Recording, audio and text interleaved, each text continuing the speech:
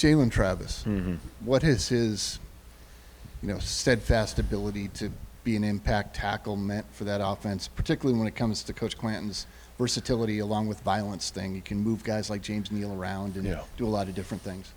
Yeah, I think what he's given us is certainly great flexibility. And, with some injuries, especially to him early in the season and, a lot of that group early on in the season, I think as Jalen got healthy, he steadied the ship of that offensive line for sure. And, I think the biggest thing that he has brought to the table, obviously 4 years of college football playing experience, one.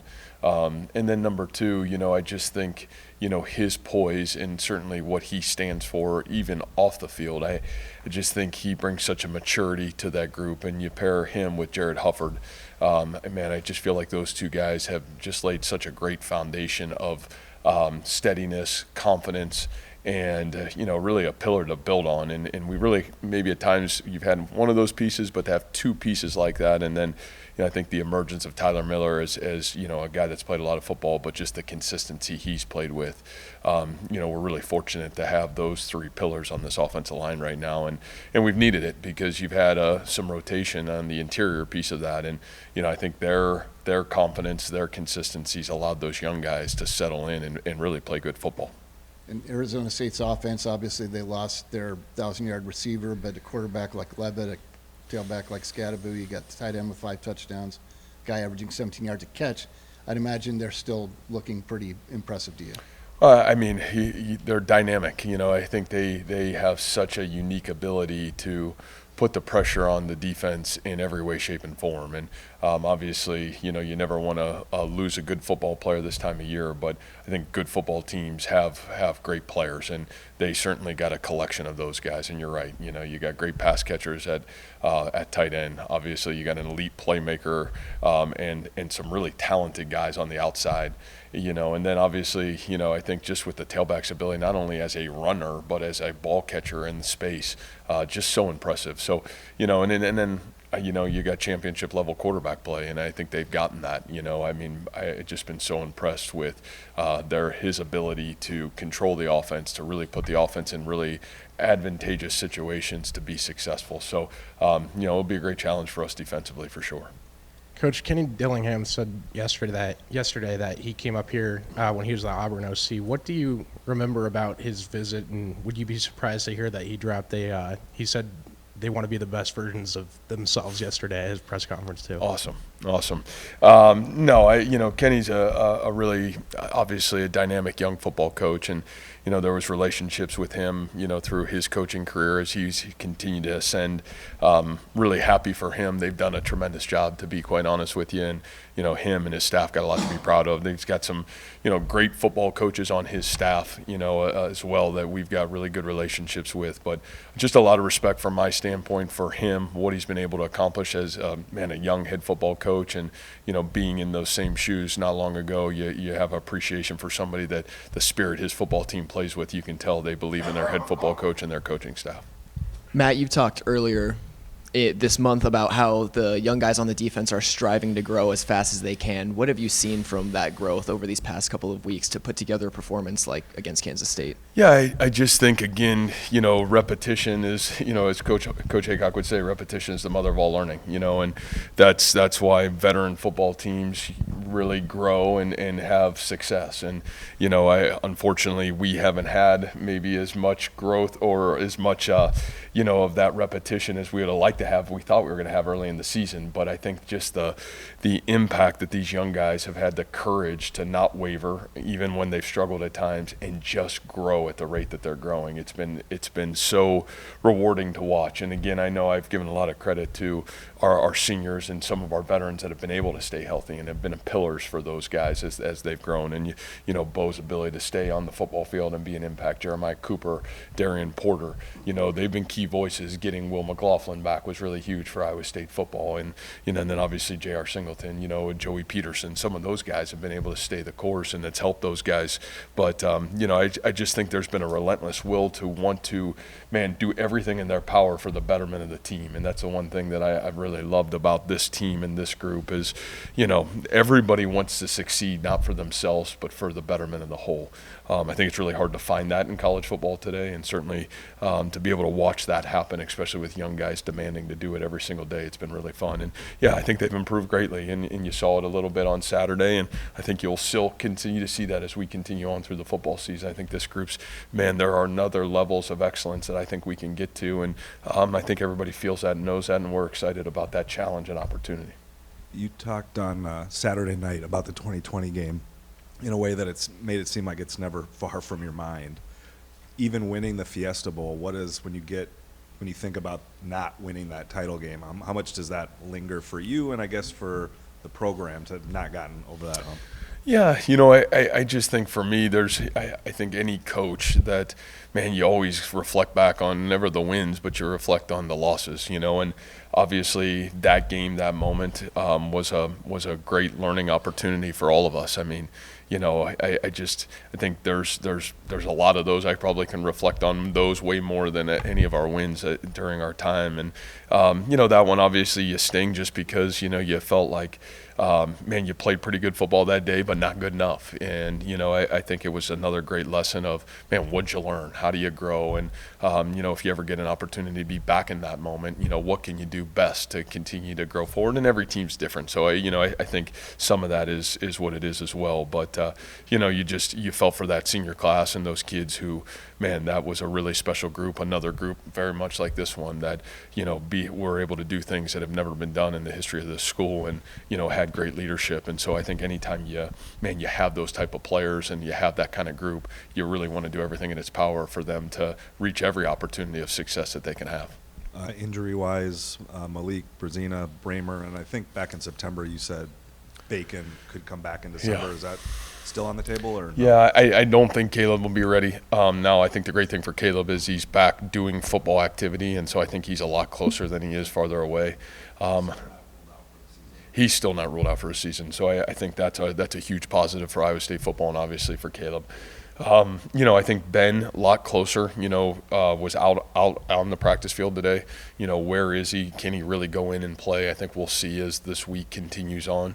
But I think he's certainly trending in a positive direction to have the potential to be available. I think Kale's probably more still of a question mark right now. And then Malik, I think, again, was out of practice today. So I think there's a real possibility that he would be able to be available for us. But, I think all those situations are still, none of them are defined. And, I think there's still probably question marks. But, obviously all four guys that if we can get them on the field, they'd be a huge asset for us. How have you seen Jaden and Jalen's friendship / working relationship kind of grow on and off the field? Yeah, I think honestly, Tommy, those guys, from day one have hit it off here, and I think their elite traits are very similar. Their work ethic. They both love football, and they both love to do everything in their power for the betterment of the team to be their best. And I'd still say this, and I've said this a lot about a lot of our great players that have come through here. They love to practice. They love the craft of getting out there every day. And what you see on Saturday, it's the same thing if you come to practice on a Tuesday or a Wednesday or a Thursday. These guys are the same every day, and that's a hard trait to have, especially at this age.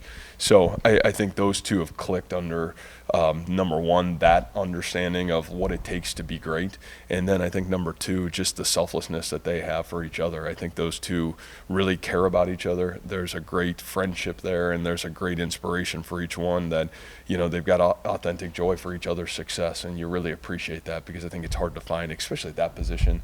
Everybody wants the ball, and those two guys have great appreciation for each other, and I really appreciate that.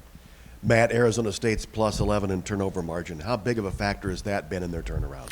Boy, I think it's been, you just look at the last 4 games, their last 4 games, they've been able to create turnovers early and often, and created just, this incredible momentum for themselves in these football games. And whether it's been on defense or whether it's been on special teams, they've had the ability to attack and, certainly be the aggressor. And, a lot of that has been at the ball. And, it's really helped them, really and really sustain the momentum for 60 minutes in a football game. So, we know, how critical that statistic is for Iowa State's success. I'm sure, Coach Dillingham saying the same thing about Arizona State's success, and I think it's spearheaded certainly the month of November for them to be as successful as they've been, is that ball security from their end of it and their ability to take the ball away in special teams and defense.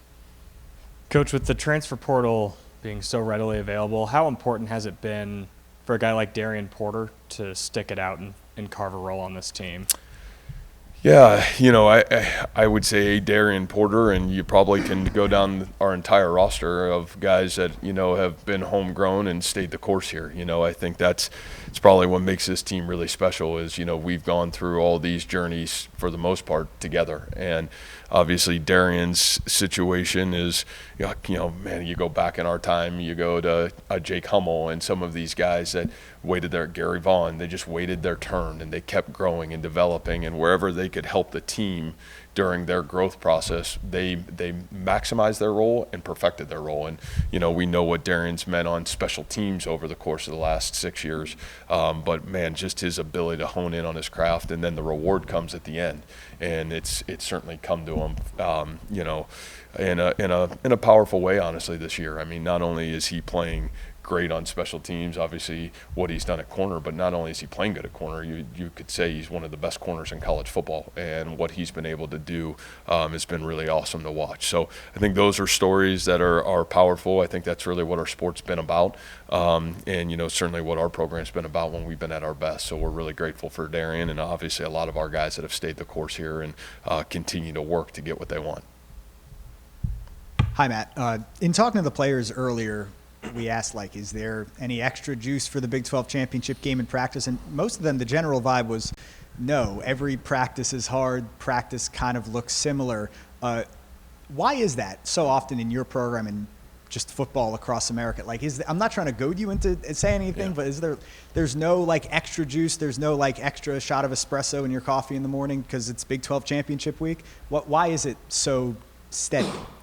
Yeah, I think our sport is so unique. College football is just a different animal, in my opinion. We don't get to play Tuesday and play good or bad and then get to play again on Saturday, and we don't get to play a doubleheader on Friday and then get to come back and play, another nightcap on Saturday. That's just not our sport.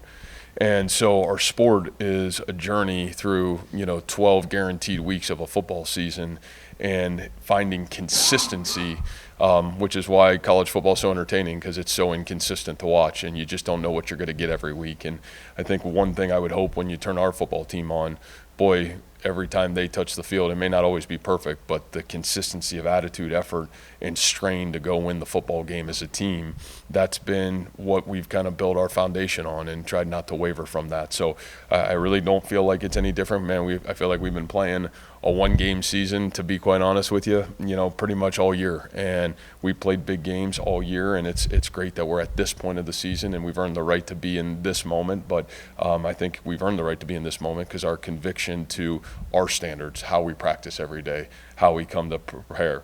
Man, should it be any different this week? Boy, if it's different this week, then I think you're foolish. I think you're somebody that maybe can't be the same person every day. And I think those teams really struggle. So I appreciate our kids saying that, and that's really what we've tried to do here. Matt, you've got a handful of guys who were very young but here the last time you did this. You've got a couple of guys on the team that just missed that opportunity. Mm-hmm. Have you noticed any chatter amongst maybe some of the older guys as this has become maybe more of a realistic opportunity that this is something that, they had that crack at it and they wanted to get it again? Yeah, I just remember 2020 was so different, right? I mean, it was a different time and a different animal, and yet, it's great to have guys like JR and Darian and Huff that were, they were a part of that journey and saw, obviously, being in that stadium and what does it feel like and look like. So I think, we always try to use history as a great guidepost to how do we grow forward, and to have some of the guys that were here to be a part of that history, to kind of navigate the messaging of, hey, here's at least what we felt, and this is what the locker room looks like, and man, this is kind of what running out looks like, and all those kind of things. I think those are huge positives. But at the end of the day, I think the reality of what this group has stood for is, since January, we've been working to believe that we could be a team that could be here in this moment. And so, I think it's great to have some of those experiences, because I think sometimes with a game like this, it's all the other stuff that can suffocate you. But the reality of it is poise in the moment, and the ability to play really good football, and the ability to take care of the ball, and the ability to do your job in the moment. And so I think that's been one of the great messages I've heard some of those veterans be able to talk about, and just appreciate that for sure. And we're lucky some of those seniors, man, they played in championship games in high school, and have been a part of some of these moments as well. And I think we've been fortunate to have good wisdom and have good historians here along the way to help guide us. I think you said earlier that Scadaboo's a different kind of human being. Is it really that simple with him sometimes, where the biggest, most physical guy is a pretty good running back? Boy, I just, the respect that I would have, the last guy I feel like I watched run the ball like this was David Montgomery, and I just think the passion that he has the ability to run the football with. He's dynamic in terms of, his skill to run away from you, but also, this unbelievable electric power to run through you. And, anytime you see a guy play the game of football the way it should be played, man, you have just an utmost respect for him. And he's just a really impressive football player. I think everybody in our program has the utmost respect for his ability, not only, like I said, not only as a runner, but he also as a pass catcher, and what he can do in space. It's really awesome to watch, and it'll be a great challenge for us. Coach, I was curious to know what it's been like with all the fan support and love that you guys have gotten from rushing the field to people getting ready to go to Dallas themselves. What are some things that you've experienced, and also how much does that do for you guys as you get ready for this game? Yeah, I would just say it's always what's been great about this journey here over 9 years. It's like, for myself and our staff and in our program, we know it's bigger than us, and the loyalty, the faithfulness that this fan base has always given to Iowa State athletics, but certainly Iowa State football, and to be able to give that back to them, something to be really proud of, something to be confident in, and something to believe in, it's special. And so, from my end, I probably live in a hole and can't tell you what else is going on outside my world. But I can tell you for our kids, and when you walk into a stadium like Saturday night and it's freezing cold, and man, you see this incredible crowd, and I know what'll be waiting for us down in Dallas. You're just really grateful that you're at a place where people care and are invested in your kids and the program. Coach, obviously Ohio ended up being a really successful team last year, and their quarterback is a potential Heisman finalist this year, but certainly not a loss that you envisioned your program ever taking. What do you remember about the staff meetings that you guys had after that game and that performance that maybe sparked some positive change for you guys to have the success that you've had in the last 2 years since that defeat? Yeah, I don't know per se, maybe staff meeting wise. I think more so meeting with our players after that game. I vividly remember that Sunday meeting, and just really talking about the reality of where we are.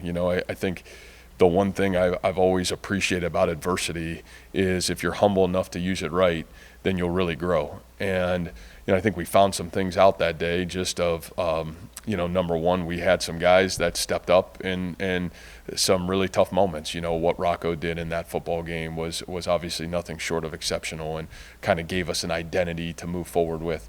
But I think the biggest thing we moved, I think, was understanding that there were so many young guys in that game. And just you go back to that game and the amount of freshmen that were in critical roles, Ben Bramer and Abu and Carson Hansen, and I mean just with where we were a year ago, Brendan Black, just the challenges that were upon us. And it wasn't that we didn't have the talent, but we didn't have the confidence yet. And, I think to hear those young guys speak in that team meeting of fear of failure, because they didn't want to let the team down, I think that was a huge moment. And I think for the kids to hear, man, my fear of like us not being successful in the game because we were so young and what we were up against, and I think just being authentically ourselves and knowing where we were, and the only way through it was we were going to have to rally together. And I think from that point on, we had an identity. We knew who our leadership was, and we knew where we were going to go, and it allowed us to really build forward. So I think those were the biggest building blocks from that game. Coach, talking about kind of the discussions of the college football playoff, a lot of discussions about the first round bye to the top 4 conference champions, and a lot of the narrative is leaving the Big 12 out of that first round bye. So regardless if it's you guys or Arizona State, you've been in the Big 12 for a while. What would you say to the committee about giving the Big 12 that first round bye? Man, we need like Coach Gundy to answer that question. You know what I mean? I feel like I probably not qualified enough. I told the kids right after the game on Saturday we were in the Big 12 championship game, and then Skip and our whole staff ruined it for me and said we weren't even in. So I didn't even know that. But, so to answer that question, is going to be tough for me. But, I just think week to week, top to bottom, this conference and what it stood for, and that's not to say any other conference is better or worse.